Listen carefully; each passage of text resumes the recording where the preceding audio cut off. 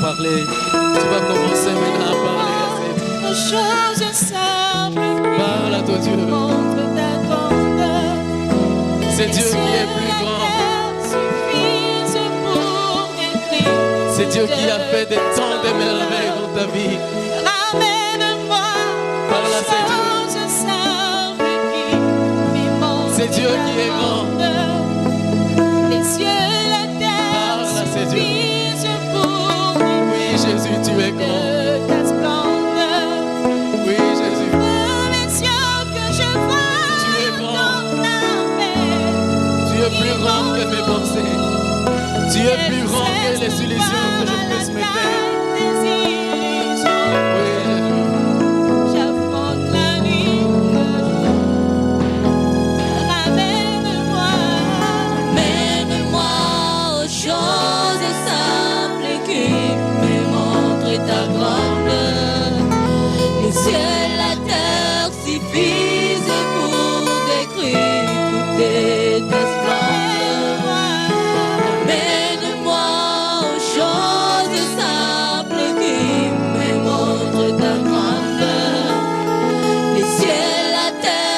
suffisait pour décrire toute ta splendeur.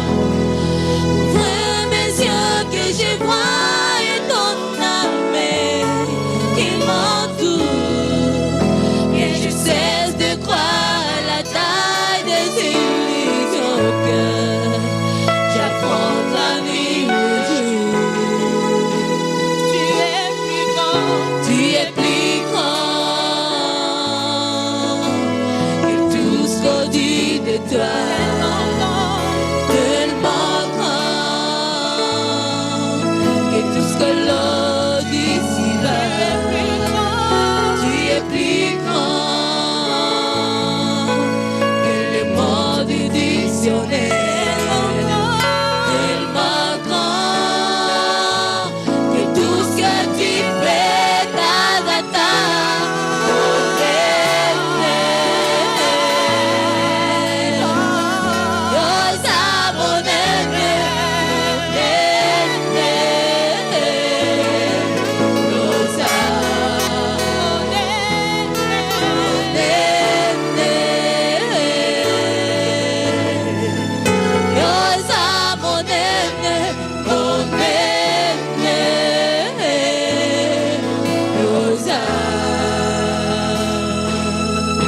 C'est Dieu est grand.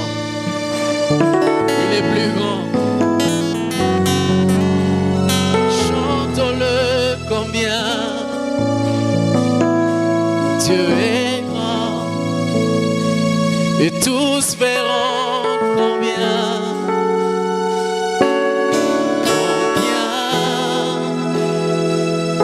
Dieu est grand. Est-ce que tu peux chanter avec moi combien Dieu est grand? Combien Dieu est grand, chante-le combien Dieu est grand, et tous verront combien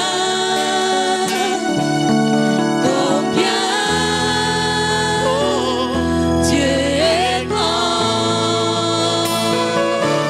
Oui, chantons combien Dieu est grand. Dieu est grand. Chantons-le combien. Chantons-le Chantons-le combien. Dieu est grand. Et tous verront combien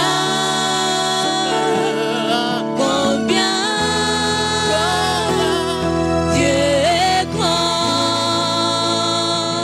Nous chantons de tout mon être. De tout mon être,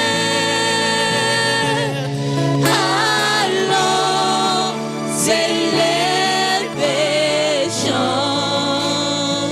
Dieu tout-puissant. Dieu tout-puissant, Et tu es grand. que tu es grand. De tout mon être. Et tout mon être, allons s'élever, chant. Dieu tout-puissant. Dieu tout-puissant, que tu es grand, que tout mon être, allons s'élever, chant. Dieu tout-puissant. Dieu tout-puissant,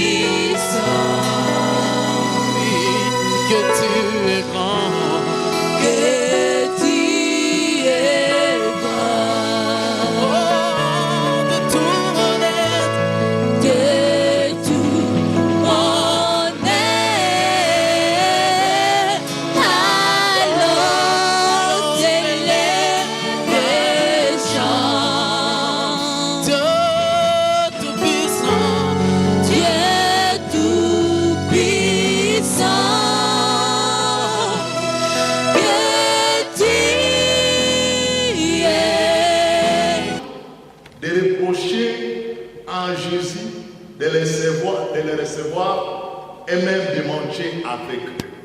Et c'est ce que nous lisons au deuxième verset, là où les pharisiens et les scribes murmuraient, disant, cet homme accueille des gens de mauvaise vie et mange avec eux. Et vous allez vous souvenir de cette même parole qui a été prononcée à Luc chapitre 19, quand Jésus est allé séjourner dans la maison des anciens. Là où quand la foule a vu que Jésus entrait dans la famille, dans la maison des anciens, ils ont dit, si celui-ci, il est le Seigneur, si celui-ci, il est le Christ, comment il peut aller entrer dans une maison d'un malfaiteur qui est Zachée? Et cela a amené des murmures de leur part. Cela a amené à ce qu'ils ne puissent pas comprendre la philosophie de Christ. Mais bien aimé, pourquoi une telle attitude pour les pharisiens? Pourquoi les pharisiens et les scribes manifestent une telle attitude? C'est parce que vous allez savoir que ces gens ici, bien que se disant justes, bien que se disant intègres, bien que se disant retenant la loi, il y a quelque chose qu'ils ignorent.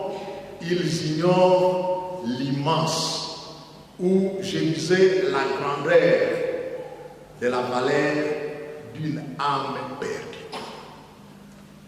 Notre thème, c'est la valeur d'une âme, bien le prix d'une âme. Ces pharisiens, ces scribes, quand ils se lamentent, quand Jésus entre en contact avec les pécheurs, avec les péagers, avec les gens de mauvaise vie, ils ignorent une chose, la valeur d'une âme. Et bien aimé, vous devez savoir, il n'y a pas de choses plus précieuses que votre âme. Comme vous a dit le serviteur les jours passés, c'est vrai qu'on peut ériger un beau village, qu'on peut acheter une voiture très luxueuse, qu'on peut étudier jusqu'à avoir des titres académiques, des doctorats dans différents domaines. Mais cela, c'est bon, mais cela ne dépasse pas la valeur de votre âme. Même la matière précieuse que nous pouvons avoir dans ce monde ici, l'or, les diamants et autres minéraux très précieux que nous pouvons avoir dans les sous-sols, ces minéraux-là n'égaleront jamais votre âme qui soit précieuse face à notre Dieu. C'est pourquoi Jésus, lui qui comprenait cette dimension, quant à lui, il reconnaît la valeur précieuse d'une âme.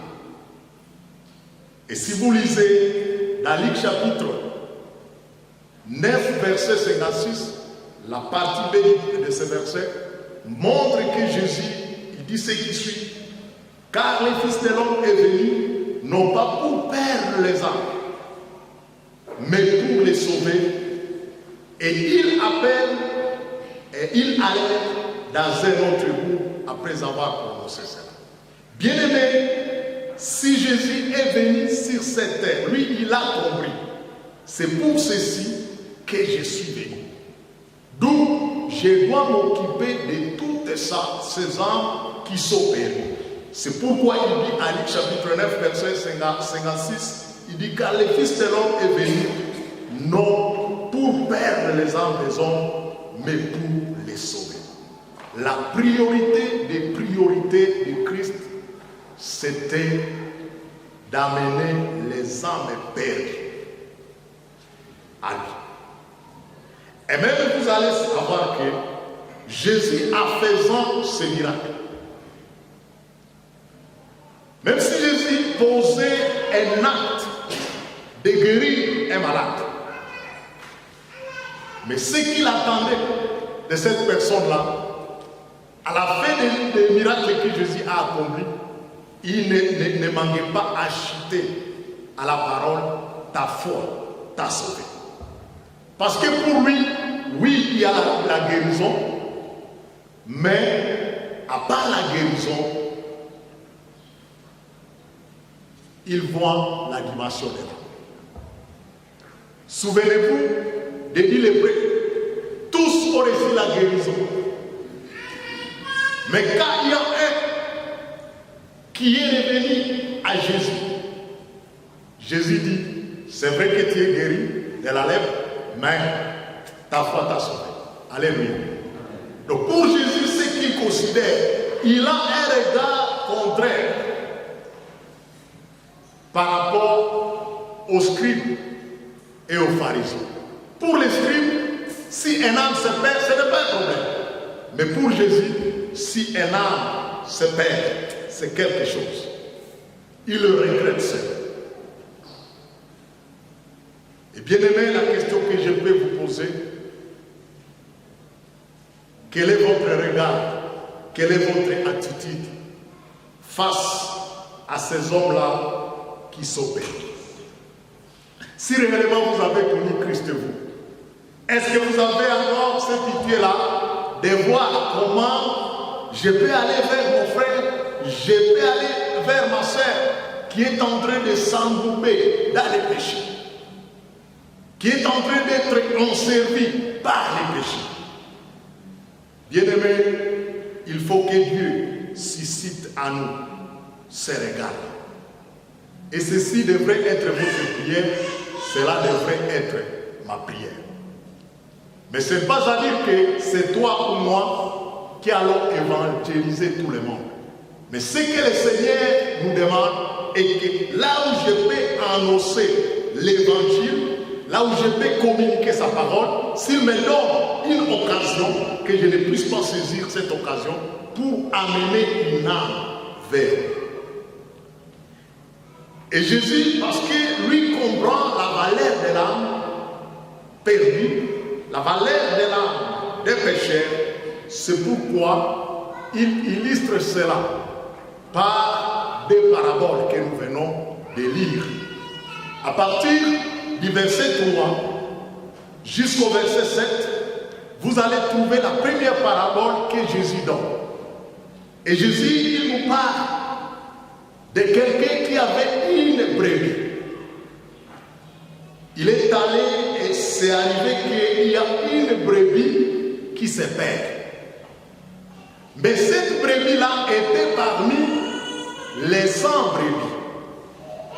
Mais la Bible, Jésus, il demande à ses adversaires, parce qu'il est en train d'utiliser la méthode, il expose et il discute avec ses pharisiens et ses scribes. Il dit, Jésus demande à ses adversaires, c'est-à-dire aux pharisiens et aux scribes, lesquels d'entre vous, ayant 100 brebis et en perdant une, ne laissera les 99 au pâturage et ne cherchera celle qui est perdue jusqu'à ce qu'il l'ait trouvée? Bien-aimés, si vous avez été brebis et hébergé un jour, vous allez découvrir que les vrais bergers, ils considèrent toutes les brebis qu'il peut avoir. Donc, ils voient toutes les brebis comme précieuses devant lui. C'est pourquoi il veille sur tous les troupeaux. Et il s'en occupe. Et il les nourrit. Et s'il y a quelqu'un qui est tué ou blessé, il doit regretter cela. Et dans la culture Hema, on disait que même les Hema, comme ils aimaient trop la vache, si une vache mourait, les propriétaires de la vache, ils pouvaient pleurer à l'époque. Et je comprends qu'ils ont ce désir-là de voir des bêtes autour de lui. Et s'il y a une bête qui tombe, il doit se préoccuper de cela. Il doit être gêné pour cela. Et même les gens exagéraient qu'il y avait certains hommes qui plairaient les bêtes plus que même si son épouse pouvait mourir. Parce qu'il voit la valeur d'une brebis. Et c'est ce que Jésus montre ici. Jésus, il est en train de montrer s'il y a une brebis qui s'égare ou qui quitte la bergerie, le propriétaire de cette bergerie-là, il doit laisser les 79 brebis pour aller rechercher une seule qui est perdue. Et bien aimé, c'est ce qui nous arrive aussi dans notre vie. Je sais que parmi vous, il y a des gens qui ont connu peut-être l'expérience de perdre même une poule. Même s'il y a beaucoup d'autres poules dans les poulaillers, mais s'il y a une qui est partie, vous allez vous inquiéter à cause d'une seule poule. Quand il y a 20 là, pourquoi ne pouvez pas rester libre et disant non, même si celle-là est partie, il y a encore 19 ici. Je vais me réjouir de ces 19 ici. Mais c'est la poule qui est perdue, ou bien la brebis qui est perdue, qui doit vous inquiéter de plus. Et bien aimé, quand on retrouve quelque chose qui est perdu, on est dans la joie. Et ici, dans la parabole ici qui concerne la brebis, la Bible dit, quand on la retrouve, cette brebis-là, il appelle ses amis et ses voisins et leur dit, réjouissez-vous avec moi, car j'ai trouvé la brebis qui était perdue. Jésus, il ne s'arrête pas. Il veut que ses interlocuteurs écoutent ce qu'il est en train de vouloir communiquer comme message. Parce que Jésus, il veut leur montrer la valeur d'une âme, le prix d'une âme. C'est pourquoi il donne un deuxième exemple qu'il tire dans la vie et il dit, il y a une femme et cette femme-là a 10 drachmes. Bien aimé, vous allez comprendre que les drachmes, quand nous avons fait un peu de recherche, les drachmes correspondent à une mine. Et une mine correspondait à la monnaie grecque de cette époque-là. Et la mine correspondait à une valeur de 100 drachmes. Et la mine où est régnée avait la valeur des salaires d'un ouvrier par jour. Donc les salaires que vous pouvez payer pour un ouvrier, cela correspondait à une mine. Et si nous pouvons entrer dans les SMIC de notre pays, où on dit chaque ouvrier, chaque travailleur, bien sûr cela est insignifiant. Si chaque travailleur au Congo, celui qui travaille, il doit gagner $3 par jour. C'est pourquoi les enseignants, on les donne 180 000 francs. Si vous faites la division, vous allez trouver seulement 30 fois autant de jours, c'est $90. On les donne 180 000 francs.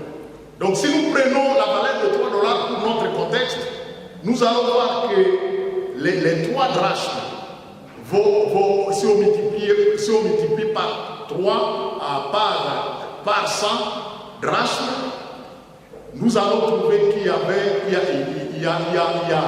$300. Mais si nous multiplions les 3 par les 10 drachmes, les 10 drachmes, nous allons trouver une valeur de $300. Et il y a cette femme-là qui avait ces drachmes. Et il a perdu un de ces pièces de monnaie. Il y a une génération parmi nous qui ne peut pas savoir les pièces de monnaie. Les pièces là, quand nous avons grandi dans ce pays, et même quand vous allez ici en Ouganda, il y a encore des pièces de monnaie, les kitchels là, les liputa là. Et cette femme-là, il a retrouvé qu'il y avait une pièce d'argent qui était tombée de 10. Et ici, la Bible montre que cette femme n'est pas restée calme, n'est pas restée dans son assiette. C'est pourquoi la Bible dit qu'il a fait quelque chose, il a recherché. pour pouvoir retrouver ce qu'il a perdu comme pièce de monnaie. Bien-aimé, si je peux dire de la puissance de l'argent, l'argent a une puissance. Jésus a dit, là où il y a ton trésor, c'est là où il y a tout ton cœur. Et même nous ici, on ne peut pas parler combien de fois l'argent nous traîne. Je n'ai pas vu une personne qui peut faire tomber l'argent de son poche, il fait tomber ça expressement. Quand vous avez l'argent, et je sais que s'il y a des mamans qui sont venues avec des sacs à main, où il a mis une pièce de monnaie, un billet vert, par exemple, de 100 $. Même si nous sommes en train d'adorer le Seigneur, parce qu'il connaît que là, il y a un billet vert de 100 $, il n'adorera pas comme celui qui a un sac à main où il y a rien. Soit il peut mettre le sac à main là devant lui, soit il va mettre ça dans une position de façon que s'il y a quelqu'un qui peut venir récupérer ce sac à main là, il saura qu'il y a quelqu'un qui touche mon sac à main. Parce que l'argent, notre cœur est penché vers l'argent. Et ça, c'est ce que nous connaissons. Et même pour donner cet argent-là, dans certaines familles, les hommes qui ne donnent pas la ration facilement, pour donner la ration, il doit se détourner quelque part et aller retirer certaines pièces de ces monnaies-là pour donner à la femme. Et souvent, des maris pareils, même s'il a l'argent, il dit il y en a pas. Quand bien même l'argent est là, c'est parce que nous connaissons la valeur de l'argent.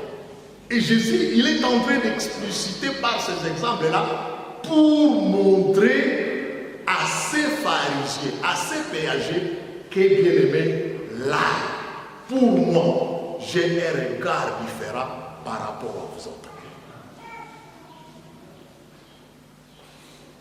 Bien aimé, je vais encore me répéter, je ne sais pas. Si nous sommes animés de cette attitude-là, ou bien de ces regards-là.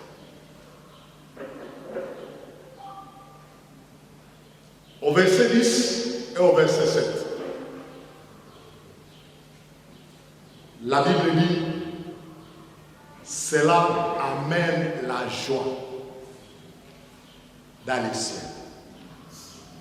Si nous lisons les versets 7 et les versets 10, la Bible dit ceci, de même, je vous le dis, il y aura plus de joie dans les cieux pour un seul pécheur qui se répand que pour 99 justes qui n'ont pas besoin de la repentance. Et Jésus ajoute, en disant de même, je vous le dis, il y a de la joie devant les anges de Dieu pour un seul pécheur qui se répand. Bien-aimés, quand nous emmenons un pécheur, quand nous amenons une âme à connaître le Seigneur, quand nous amenons une âme à se convertir, bien aimé, cela jouit les cieux, réjouit les cieux. Ça, c'est la seule chose qui peut amener au ciel, qui peut amener le cœur de Dieu à se réjouir. Mais malheureusement, ce travail ici est presque abandonné par l'Église. Parce que ce que nous recherchons dans l'Église, peut-être ce sont des bénédictions, ce sont des mariages, ce sont des diplômes, ce sont des voyages. Mais, bien aimés, ce que nous devons faire en tant qu'Église, c'est d'amener l'âme pécheur à la repentance. C'est amener l'âme qui s'est détournée du Seigneur de se retourner vers nous. C'est amener l'âme qui vit dans les péchés de faire un demi-tour, de se tourner vers le Créateur. Parce que la volonté de Dieu est que l'homme soit à communion, que l'homme qui était séparé de lui, que l'homme qui était privé de la gloire du Seigneur, il puisse revenir et vivre dans la présence de notre Dieu. Si nous considérons le 4e verset et le 8e verset, nous allons voir dans les deux paraboles. Tous ont mobilisé d'une manière ou d'une autre leur moyen.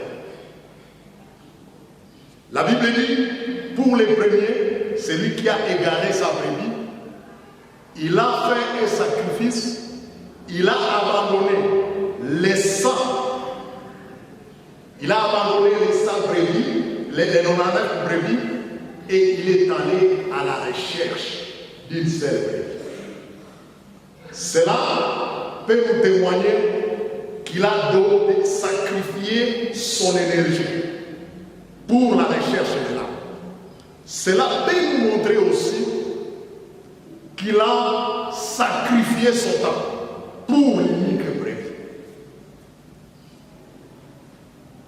Pour la deuxième parabole, la Bible dit qu'à cette dame-là, qu'à cette femme assise, qu'elle avait perdu son rachat, il ne s'est pas arrêté là. Il a cherché la lampe, il a allumé sa lampe.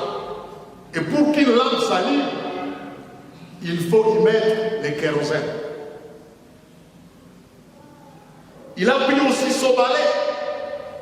Il a commencé à balayer partout dans la maison. Là, vous pouvez voir, est-ce que ma drachme, est-ce que ma pièce de monnaie n'est pas tombée quelque part?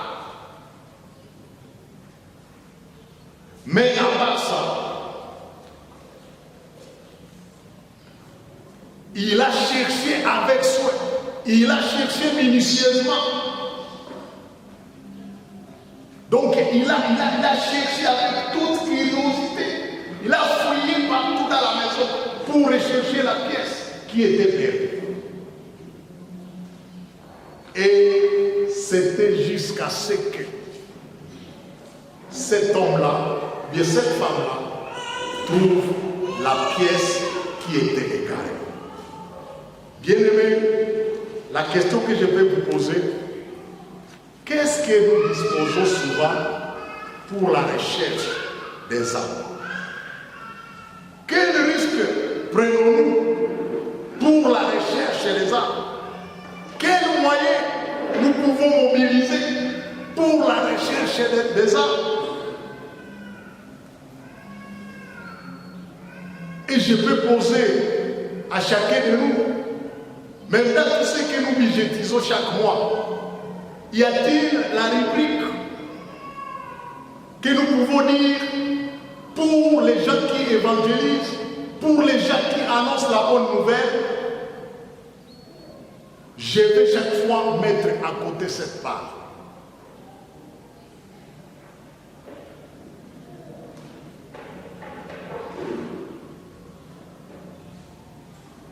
L'expérience c'est que là où nous avons sillonné dans les églises, ici nous n'avons pas ces paniers-là, mais ailleurs dans d'autres églises, il y a les paniers de l'évangélisation. Les paniers de l'évangélisation. Malheureusement, et dans nos églises, celles que nous avons ici, c'est ces paniers-là de l'évangélisation qui reçoivent moins d'offrandes. Et ça reçoit les offrandes que nous pouvons appeler les aumônes. Parce que c'est là où vous allez trouver les pièces de 100 francs. C'est là où vous allez trouver les pièces de 50 francs. Et c'est un nombre très réduit. Et je crois même que ça a été la vision de cette église quand on voyait qu'il y avait vraiment de cette église, quand on dit avec ça, est-ce que c'est quelle valeur? Comme nous pouvons prendre, si je prenais le type de notre panier ici de construction, Si vous voyez ce que nous mettons chaque jour dans des paniers de construction ici, vous-même vous allez dire, j'ai honte des offrandes que nous donnons pour la construction chaque dimanche.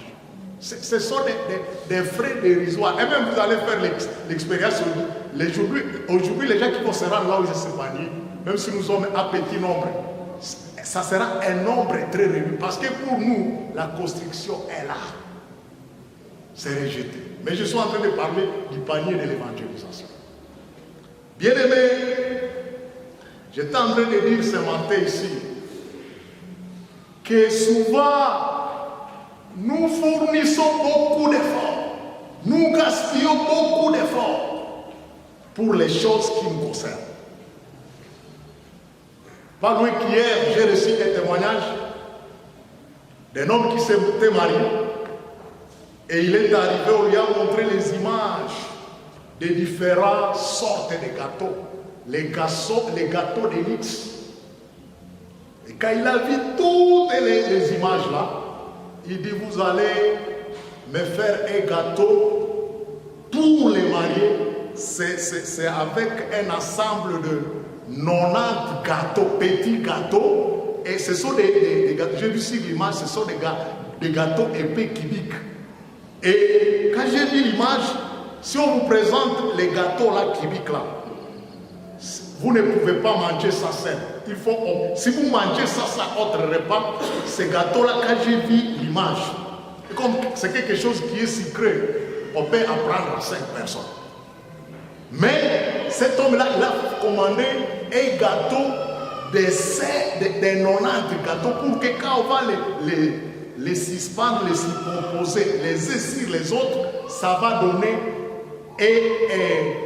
une colline là. Et nous les invités, quand nous serons là, nous allons dire ça c'est quelque chose d'extra que nous n'avons jamais vu. Mais je vous dis, même si vous constituez une montagne de gâteaux, et cela c'était seulement pour les mariés, époux et épouses, pour les parents, pour les parents, pour les garçons d'honneur et filles d'honneur, pour les autres, les distingués invités, ça c'était à part. Et c'est là, c'est notre faiblesse dans la vie de Boutebo. Tolérez-moi et supportez-moi que j'appelle cela comme faiblesse.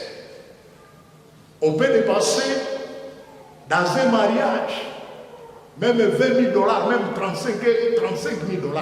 Quand à côté de vous, il y a des orphelins qui souffrent. Quand à côté de vous, nous allons passer et nous allons qu'il y a l'eau stagnante. Parce que nous avons oublié aussi les œuvres philanthropiques auxquelles le Seigneur il nous appelle dans la mission de pratiquer les bonnes œuvres. Mais nous avons consommé l'argent. Et quand nous mangeons, c'est pendant 30 minutes. Et souvent, sont rares les gens qui vont remercier même les gens qui l'ont évité pour la fête. Vous envoyez un SMS, par exemple, sur le révérend qui vous appelle sur sa fête. Est-ce que ça peut arriver que les soirs, vous avez mangé, vous avez été rassasié, on a construit quand même votre corps humain, quand même, à retour, il faut dire merci pour les repas que vous nous avez offerts. Mais soir, sur 1000 personnes qui peuvent être dans la salle, au moins, s'il y a des gens qui s'efforcent, on peut trouver 50 qui vont dire, nous sommes reconnaissants du fait que vous nous avez invités à votre fête. Bien-aimés, nous devons faire la part des choses. Aujourd'hui, il y a quelqu'un qui a dit, pasteur, vous devez prêcher sur l'organisation des fêtes des diplômes. Ici, avec des coups de main, voir les gens qui nous soutiennent, des corps là, fêtes là-bas, boissons là. Mais les dimanches, il a défendu la semaine, mais les dimanches, il va se présenter sans offrande. Et c'est là, ça arrive. Alors, bien aimés, nous devons faire la part des choses. Ce que le Seigneur veut de nous est que nous puissions rechercher les âmes perdues. Et nous devons mobiliser tous les moyens. Dans tout ce que nous faisons comme activité, nous devons considérer tout cela. La valeur est là. Je ne sais pas si votre travail contribue à amener les âmes pour le Seigneur. Et il y a d'autres qui ont des travaux. Mais malheureusement, pour lui, je dirais que c'était épais tard. Mais quand même, il a reconnu cela. Cette histoire, nous le voyons à Luc, chapitre 16, verset 19. Vous pouvez aller jusqu'au 31e verset. Nous n'allons pas lire parce qu'il faut qu'on termine dans 5 minutes. Bien-aimés, ici, on nous raconte l'histoire de deux personnes. La première personne, c'est l'homme qui était riche. Et cet homme-là, la Bible dit qu'il se réjouissait, il avait une vie modeste. Et chaque jour, il menait une brillante vie. Et il y avait une autre catégorie de personnes. Il y avait l'homme à côté de lui qui se mettait à la porte. Et la Bible dit que cet homme-là, pauvre, il mangeait les miettes qui tombaient sur la table de ces riches-là. Mais la différence entre ces deux hommes, il y avait un homme qui était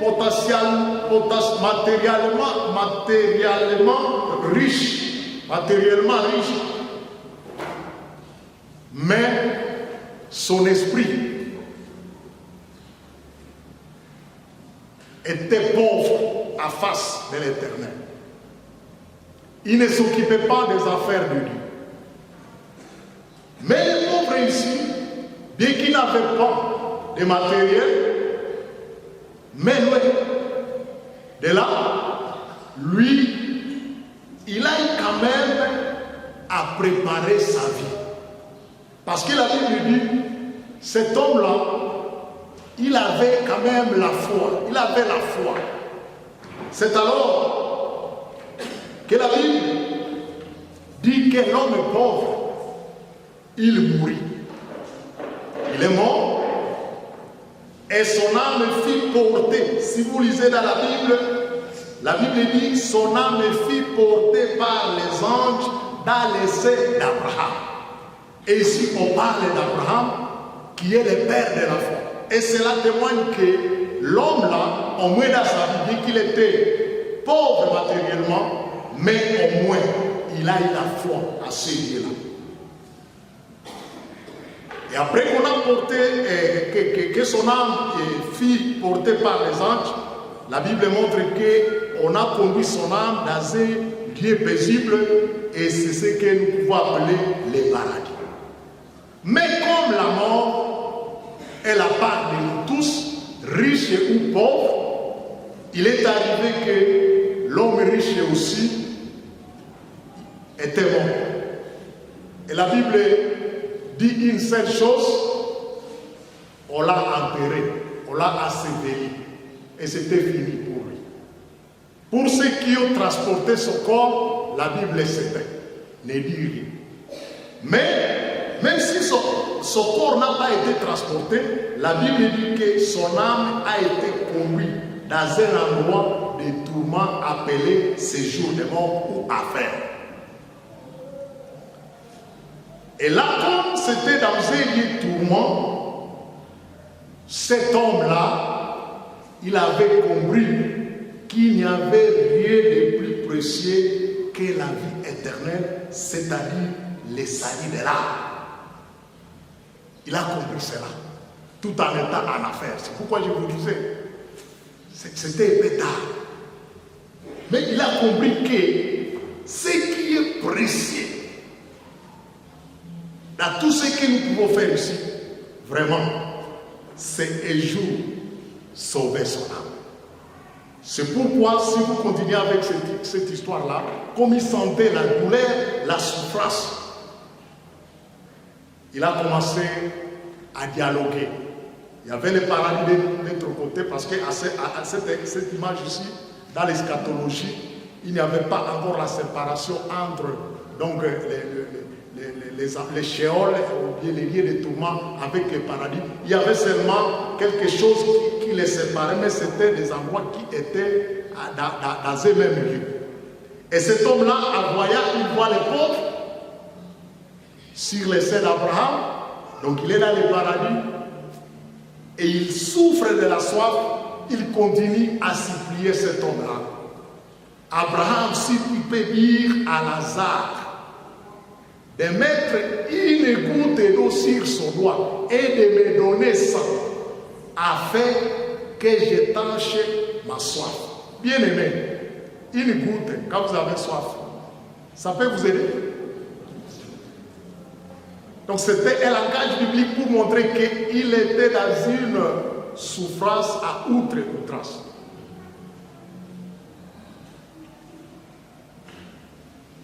Abraham lui dit, entre nous et vous, même si on se voit quand même, il y a un grand trou qui nous sépare. Et ceux qui sont là, et ceux qui sont ici, sont de ce côté. L'homme dit non. Même si moi je vais continuer à souffrir, mais quand même, il y a mes 5 frères que j'ai laissés sur la terre. Avoir un messager à ses frères, à mes 5 frères, pour qu'ils les parlent au sujet de leur vie. Et peut-être, quand ils vont écouter, ils peuvent changer leur attitude. Ils peuvent se repentir. Ça, ce sont des supplications. Je me dis, il y avait une souffrance. C'est comme un prisonnier, il peut dire à ceux qui sont dehors, ils disent non, ne permettez pas, vous qui êtes dehors, vous qui n'avez jamais fait de dégâts comme moi, ne permettez pas que je vous fassiez des dégâts et que vous me retrouviez dans la prison. C'est un évangéliste dans la prison, dans les géants. Malheureusement, Abraham, il dit, ils ont Moïse et les prophètes, qu'ils les écoutent. Même s'il y a quelqu'un qui ressuscitait d'entre les morts, peut-être ces gens-là, ces 5 frères-là, ne vont pas l'écouter. Bien-aimés, je vais dire que Moïse représente la loi, la parole de Dieu, et les prophètes, c'est nous qui communiquons cette parole-là. Vous avez Moïse ici. Vous avez la parole de Dieu. Vous avez moi qui suis votre prophète. Vous avez des révérends ici. Ce sont des Moïse, ce sont des prophètes. Ce sont les gens qui ont la parole de Dieu, qui la communiquent chaque jour dans notre vie. Et ne pensez pas qu'il y aura quelqu'un qui va venir d'ailleurs, qui va vous annoncer la vraie évangile. Ce que nous vous annonçons ici, c'est la vraie évangile. L'évangile qui peut vous conduire à la vie éternelle. Malheureusement, la faiblesse de certains chrétiens est qu'ils aiment les gens qui viennent d'ailleurs. Ces gens, ils les écoutent bien par rapport à ceux-là avec qui ils vivent. Heureusement que Jésus nous a consolés en disant, on ne devient pas, les prophètes ne pas apprécier ces livres. Et cela nous console toujours. Cela nous console d'une manière ou d'une autre. Mais bien aimés, vous avez des Moïse, vous avez des prophètes parmi vous. Même s'ils ne peuvent pas se donner des titres, apôtres, calibre, comme par exemple, bien prophète Kivaï, bien prophète fidèle, bien prophète Gerlas, mais nous sommes là. Nous vous donnons la parole de Dieu pour que vos âmes soient libérées. Bien-aimé, Jésus a dit, et que servira-t-il à un homme de gagner tout le monde s'il perdait son âme? Ou que donnera un homme en échange de son âme? L'homme ici, l'homme riche ici, je ne dis pas que la richesse est mauvaise, mais si nous avons la richesse, nous ne devons pas nous confier à cette richesse, parce qu'en aucun cas, la richesse ne peut sauver notre âme. C'est la parole de Dieu qui est capable de transformer, d'amener notre âme à la repentance. Nous pouvons gagner tout ce monde ici. Imaginez, comme je suis en train d'aller à Bounia, oh, master dans la missiologie. Mais si j'ai gagné ce master, avec une distinction. Et à la fin, on me dit, fidèle, nous ne t'avons pas connu. Qu'est-ce qui va servir ce master quand mon âme ira à la perdition? Elle ne servira à rien. Que le Seigneur vous aide, bien-aimés. Ce que le Seigneur veut et que nous puissions rechercher les âmes.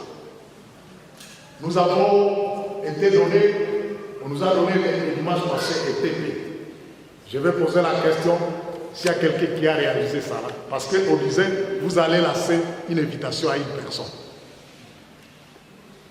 Et comme vous êtes des chrétiens qui trouvent des justifications, je sais que vous allez dire non, aujourd'hui il a pris peut-être celui qui j'ai invité.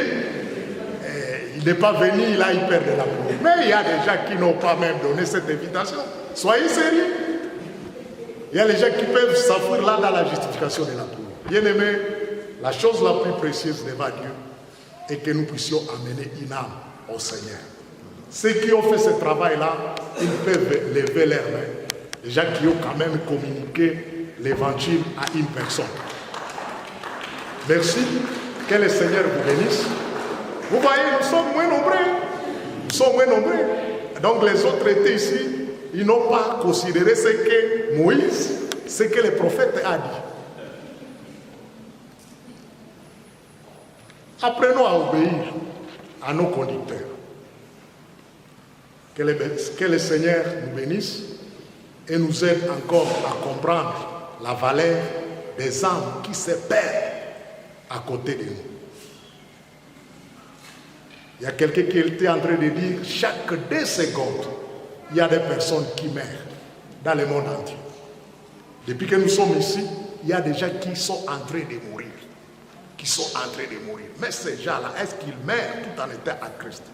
Bien aimé, que le Seigneur nous aide à avoir la compassion de ces enfants. Nous allons prier. Seigneur, merci parce que tu es souverainement élevé.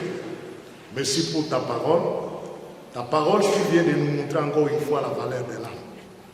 Suscite, Seigneur, ce soif, ce courage d'aller annoncer la bonne nouvelle vers les âmes perdues.